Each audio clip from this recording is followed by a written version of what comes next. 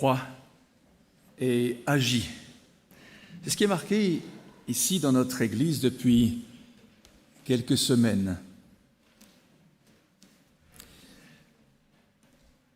Ce texte, réduit dans ces trois mots, croit et agit, est tiré d'une petite épître du Nouveau Testament qu'on appelle volontiers l'épître de Jacques. On ne va pas discuter qui est l'auteur de cette épître. Généralement, on peut accepter qu'il s'agit d'un frère de Jésus qui aurait par la suite rédigé ce texte pour que nous puissions, à l'époque aussi et maintenant encore, être édifiés par ses propos. Alors vous le savez, lorsqu'il a fallu rédiger des textes commentant la Bible lors de la grande période de la Réforme, au XVIe siècle, alors Luther, qui avait beaucoup étudié le texte biblique et qui l'a même traduit en grande partie, s'est posé un certain nombre de questions sur cette épître de Jacques.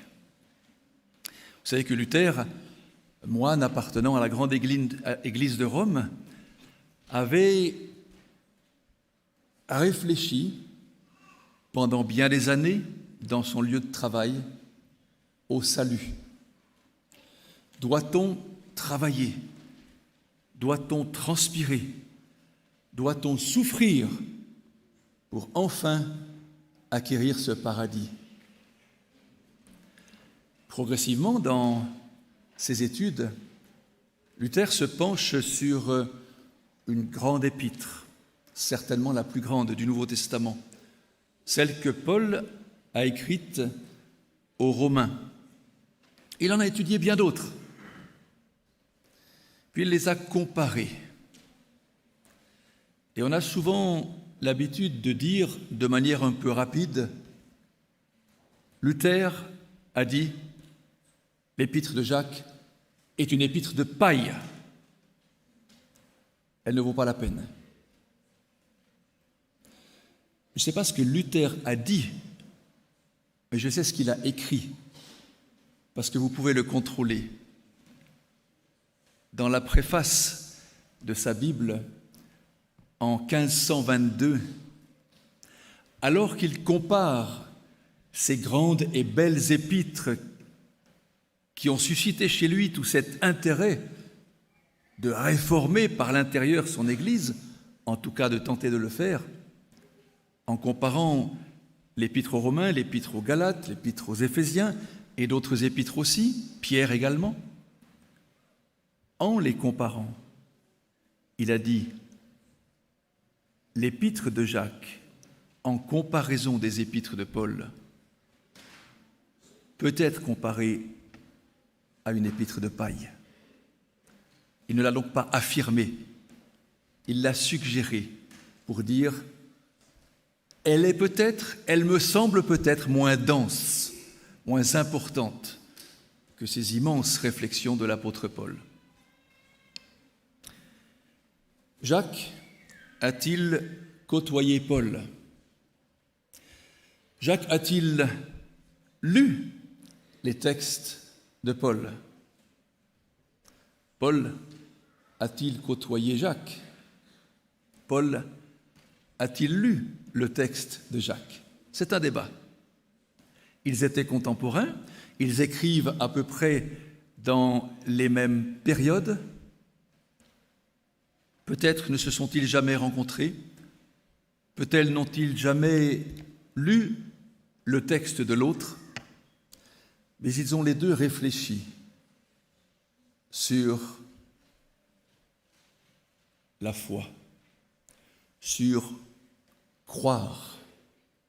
Qu'est-ce que croire implique? Qu'est-ce que croire veut dire? Lorsqu'on dit le mot foi, ou le verbe croire, on ouvre là un très vaste champ lexical.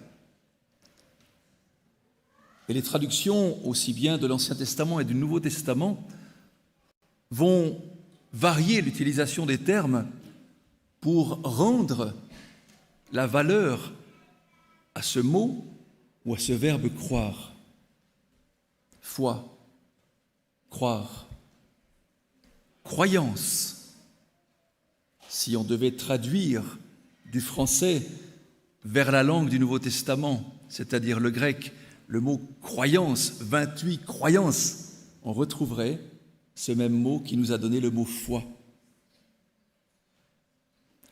Confiance, conviction. Pas nécessairement un terme religieux. Je peux avoir foi en quelqu'un. Je peux avoir foi en quelque chose. Vous savez, j'ai l'habitude de dire qu'il n'y a pas un mot biblique dans la Bible. Tous les mots de la Bible sont des mots du vocabulaire courant qu'on utilise pour dire quelque chose par rapport aux écrits des auteurs de la Bible. Mais c'est notre vocabulaire que les auteurs utilisent. Ce n'est pas un langage des anges, pour reprendre une expression paulinienne. La foi, c'est aussi se donner entièrement à celui à qui on fait confiance. Et il y a cette notion d'entièreté, de complétude, complètement, totalement. C'est un engagement qu'on peut dire sans faille. Faire confiance, ce n'est pas une décision irrationnelle. Il faut calculer pour faire confiance. Il faut réfléchir pour faire confiance. Il faut peser le pour et le contre pour faire confiance. La foi n'exclut pas la raison. La foi ne sacrifie pas l'intellect. Un chrétien peut être intelligent et croyant. Les deux choses ne s'excluent pas. C'est un engagement de toute la personne, qu'on appellerait un engagement existentiel. Il touche ma vie, cet engagement. Cette croyance me motive. C'est l'approbation de ce que je ressens de Dieu, de ce que Dieu exprime envers moi. C'est l'appropriation des promesses faites par Dieu. Il y a des traces dans l'histoire. Je n'en prendrai qu'une seule, la résurrection de Jésus, le Jésus de l'histoire. À partir de ces faits rationnels, de ces faits démontrés, je peux entrer dans une relation de foi ou je peux la refuser. La foi, c'est une confiance sans faille dans des promesses que Dieu me fait, parce que je peux constater que par le passé, chez les hommes et les femmes qui ont vécu avant moi, il a aussi tenu ses promesses. Il les a mises à exécution. C'est l'expression du lien qui unit l'homme à son Dieu. C'est la conscience de la présence de Dieu en l'homme, la conscience. Et puisque c'est la conscience qui détermine le vouloir et l'agir, alors croire et agir vont de pair. Et donc, une foi active est un pléonasme. C'est comme sortir dehors, monter en haut, descendre en bas. Mais on a besoin parfois de pléonasme pour nous faire bien entrer le concept que l'on veut véhiculer. Croire est donc un moteur qui me pousse à l'action. Croire en soi, j'ai le droit de croire en moi. C'est savoir où on va. Mais il ne suffit pas de savoir où on va, encore faut-il se donner les moyens d'y aller. pour y arriver. Je pense que vous avez déjà entendu le nom de Kylian Mbappé. Alors là, j'entends vos réactions, je vois vos sourires, en particulier celui de mon fils, parce qu'il me dit « Papa, ne commence pas à parler de football. Tu vas te tromper. » Kylian Mbappé, une idole des jeunes, un jeune homme champion du monde avec l'équipe de France. Il croit en lui. Il a cru en lui. Il a cru en l'éducation de ses parents. Et actuellement, il est adulé, il est respecté par ses capacités de joueur de football. Il est remarqué par sa vitesse et sa qualité d'exécution. Sa foi en lui le pousse à agir, pas seulement sur un terrain de football. Kylian Mbappé, vous le savez, a refusé la prime du vainqueur lors de cette victoire mondiale. Une petite prime, vous nous direz, 350 000 €. Et il a décidé de remettre cette somme à l'association qu'il parraine, Premier de Cordée. Et il a dit, je paraphrase, « Je n'ai pas besoin qu'on me paye pour jouer pour mon pays. Je gagne de l'argent, beaucoup d'argent. Alors, c'est normal de partager avec celui qui n'en a pas. »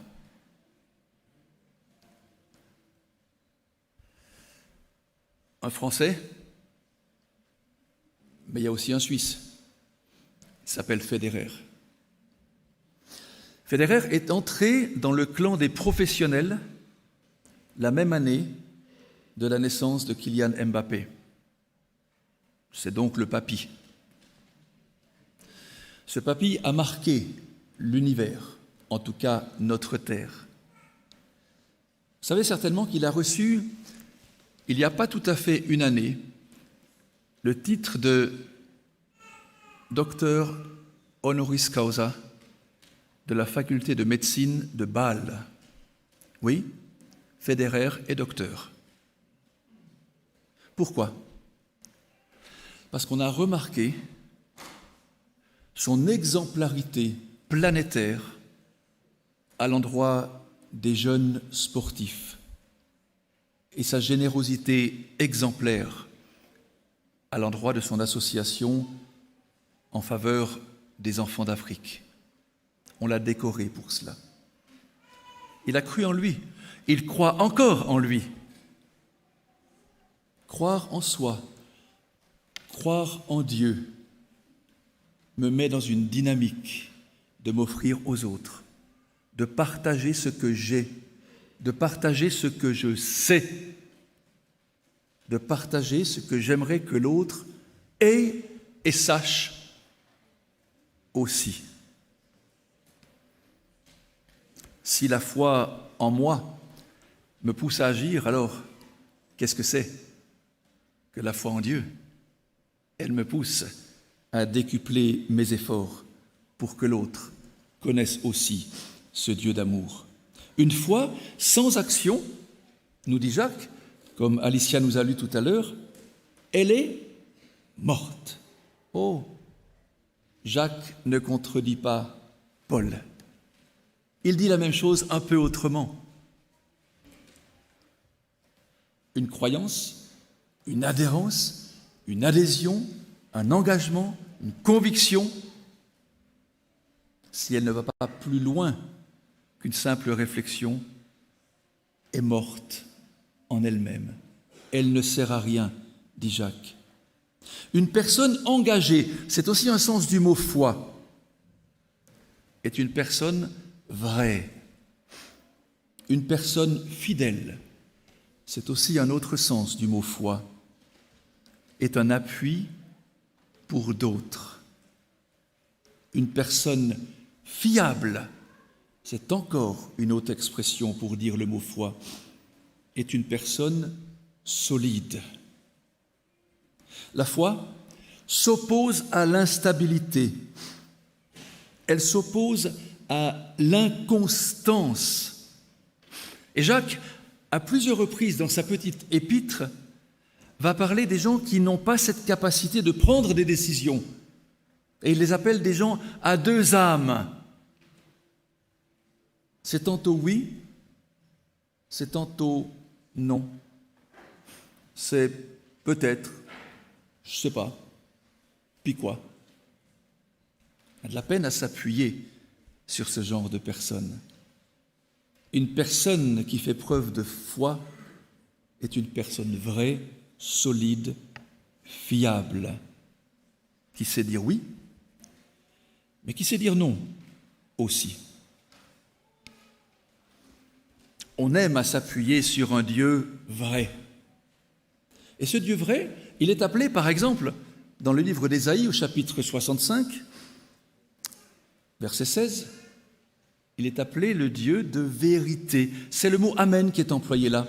C'est un autre mot pour dire la foi, pour dire la croyance, pour dire la constance, pour dire le vrai. Jésus est appelé de ce même terme dans le livre de l'Apocalypse, au chapitre 3, au verset 14. Il est l'amen, et ensuite on accroche les wagons, pléonasme sur pléonasme. Il est l'amen, le témoin fidèle, le témoin véritable. On a besoin d'ajouter des mots semblables d'un même champ lexical pour dire tout ce qu'il est, tellement il est difficile de définir la vérité. Jésus est qualifié de vrai, de fidèle et de source de vie. Par contre, nous faisons l'expérience dans notre existence qu'il y a un adversaire qui, lui, est qualifié de faux, d'infidèle et de source de mort. Mettre sa foi en quelque chose, mettre sa foi en quelqu'un, c'est faire confiance à celui qui est vrai, à celui qui dit vrai.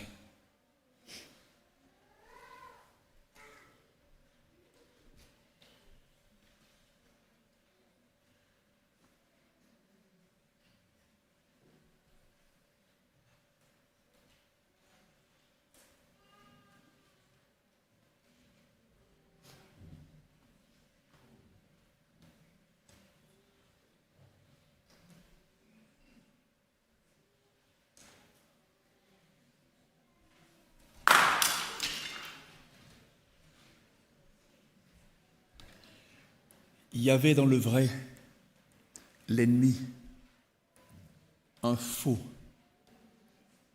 Il faut s'approcher parfois très près pour voir que le faux est là. On est trompé. Le faux est souvent tellement plus beau que le vrai dans son apparence. Mais il ne produit aucune œuvre. Il ne donne pas à manger à celui qui a faim. Il ne donne pas à boire à celui qui a faim. Il ne donne pas des vêtements à celui qui est nu, le faux.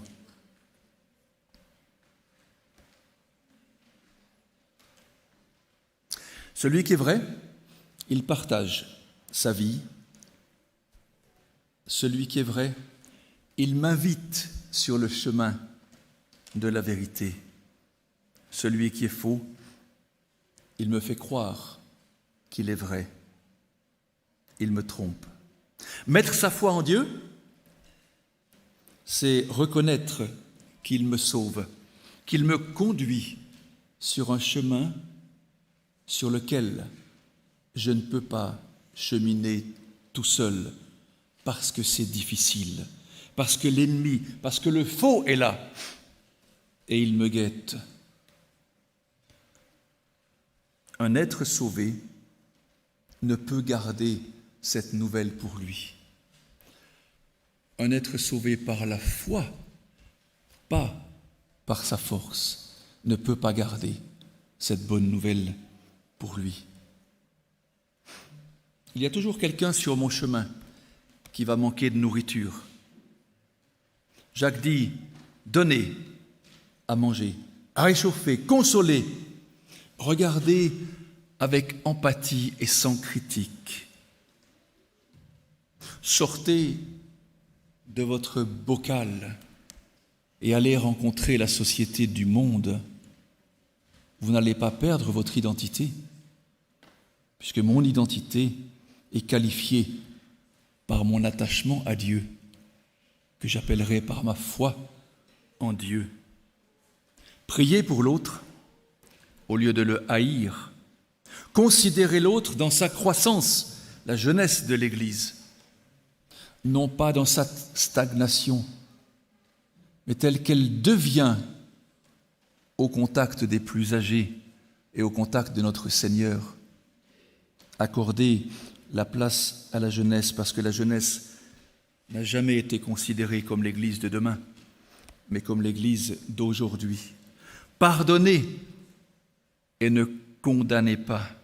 Croire en soi, croire en Dieu implique une action constructive. Amen.